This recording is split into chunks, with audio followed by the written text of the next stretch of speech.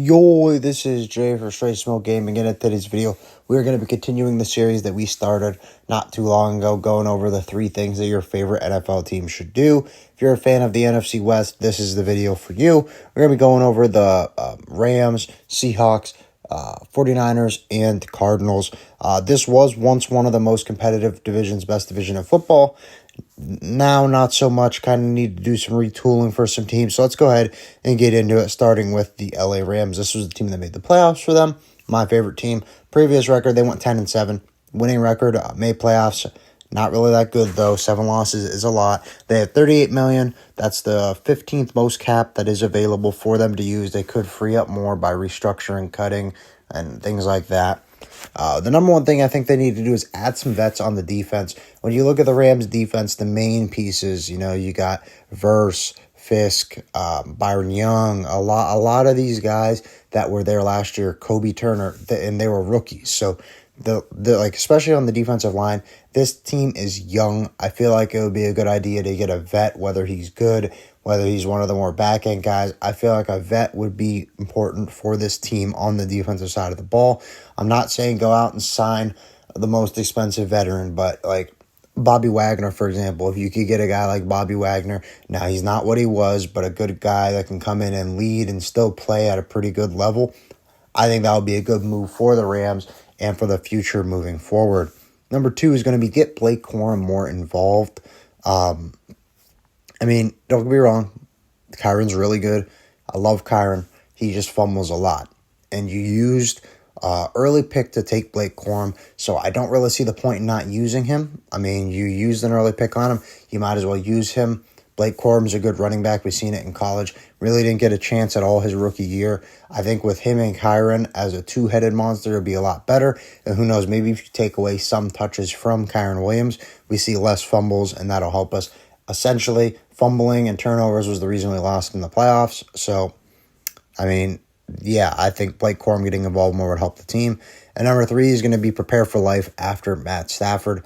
Stafford, he's getting older. He is coming back this year. But I do think it is in the best interest to look beyond Matt Stafford at quarterback. Don't be wrong, I want Matt Stafford to start. I think he should start.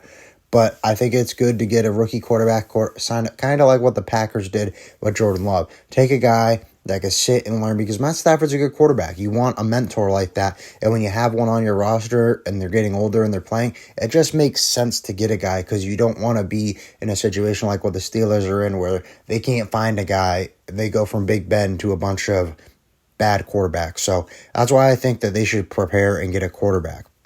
Next up, the Arizona Cardinals. Still, this team's not that good, but they're trending up. 8-9 record last year, kind of one of the more sneaky teams in my opinion. They weren't just a rollover team. Available cap, $71 million. That's the 4th most in the NFL.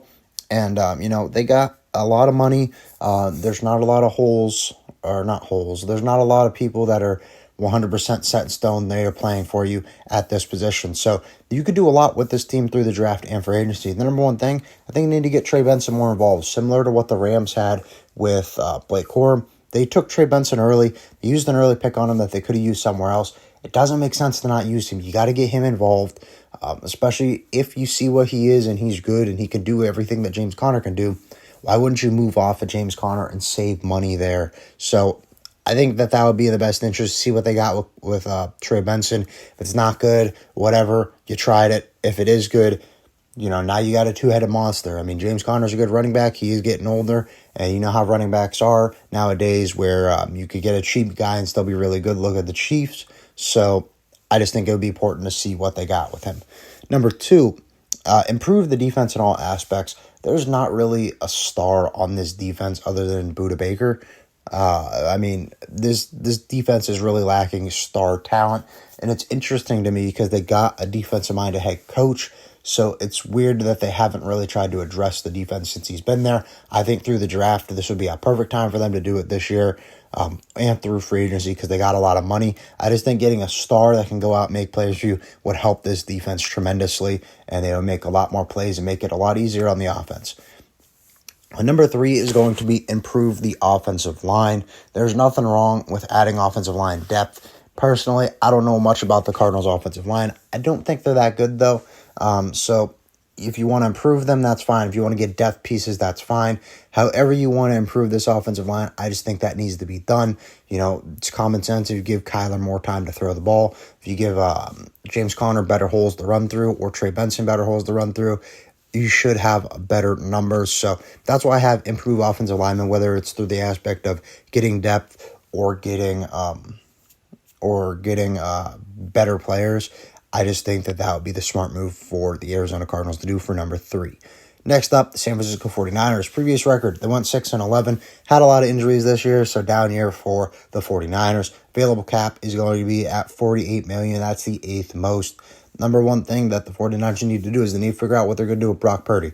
Brock Purdy's not a free agent this year, but he is next year. So you got to figure out what you're going to do with him, because that $48 million, if you're going to end up paying a quarterback like Brock Purdy, you're going to cut into that, if not use all of that. So you're going to have to plan for that. You need to figure out what you're going to do with him, because preferably if you can lock him up this year rather than having to wait and see if he has a really good year. And who knows, maybe they go to the Super Bowl next year.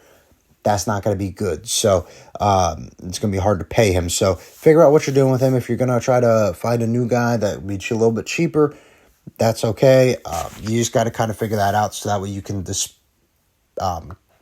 count out your spending for the next 2-3 years, things like that. That's why I got them at number 1.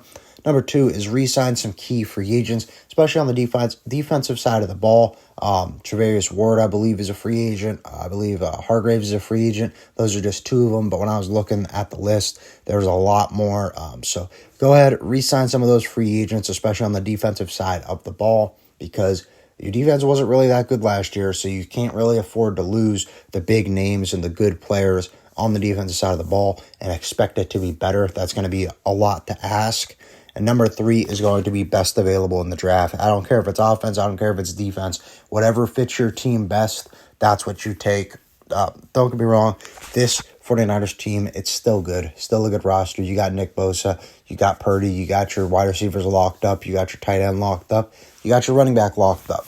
So you got to figure this stuff out. And I think the best way to go would just be best available in the draft, because there's not a lot of holes on this team unless you want to take a look at the defensive side of the ball. The defense did struggle a little bit.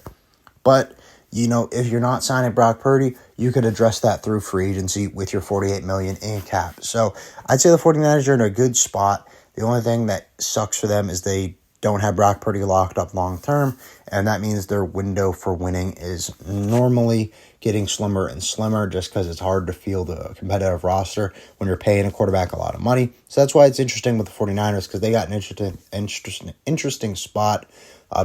We've seen what they did with Jimmy G, so who knows. 49ers, they're an interesting team. Next up, the Seattle Seahawks. Previous record went 10-7. So same as the Rams. I think the Rams won the division matchups or had the better division record. That's why they made playoffs and the Seahawks didn't. Available cap, $27 million, 30th most in the league. Now, this is like 1A. I didn't add this because this is obvious. The number one thing they need to do is get out of negative cap, because you can't do anything. You can't sign free agents, can't sign your rookies. So you got to get out of negative cap so you can do that. And they're going to have to do that with trades, re-sign, or cutting people, restructuring, things like that, which all can be done. I wouldn't be surprised if they could figure that out. But the number one thing they need to prepare for, this is 1B now, you got to prepare for life after Geno. Geno is getting older, and he's good, but I just don't feel like he's like that Patrick Mahomes type. He's not going to go out and win you games. He's a guy that could keep you in games, win you some games, but when you're on the line, final drive, you need to win. I just don't think of Geno like that. So I think it would be good for them to prepare for life after Geno, as he is getting older, and he's not really what you look for in a franchise quarterback, kind of more of like a bridge quarterback in my mind. Number 2 is going to be re-sign Ernest Jones. A big Ernest Jones fan. I was mad when the Rams got rid of him. I know the Rams don't like to pay linebackers, so I understand why we got rid of him, because he's now a free agent. But Ernest Jones is a really good linebacker. I think he would do really well with whatever team he's on. I had no complaints with him with the Rams. When we traded him to the Titans, balled out, then they went to the Seahawks, balled out there. Really good linebacker. I think that would help their defense a lot. I think he would be a key piece to their defense, so it's important to bring him back and see what he can do. Number 3 is going to be improve the offensive line. They got a good running back. already. They got a good receiving core already. So now you just got to keep that offensive line healthy, improve them, get better depth pieces for when people go down. Because Gino's not really mobile, so he's not going to scramble out of the pocket too much. But what you can do is you can give him more time. You can give Kenneth Walker more time. Protect your guys back there, so that way you have, JSN can get downfield. DK Metcalf can get downfield. The Seahawks, they have a good team right now. They just I feel like they're like missing some people to get over the hump. I didn't think the Seahawks were going to be that good this year. They shocked me. The Rams also shocked me too, based on how it started. So overall, I think there's a lot of good teams in this division. I view it more as like a retool. Like, I feel like the Cardinals are really close to making playoffs. The Rams really close to winning that playoff game. And the Seahawks, they have the same record as the Rams, really close to making playoffs. And, I think there was a fluke year for the 49ers, a lot of injuries. So they got money. They can figure out what to do. But that's what I think these three teams should do in the offseason. Now, this is opinionated, so go ahead and comment down below. Let me know what you guys think they should do. But when it comes to this video, that's all we got. So if you enjoyed, please remember to like and sub for more Madden content. We'll see you in the next video. Bye, guys.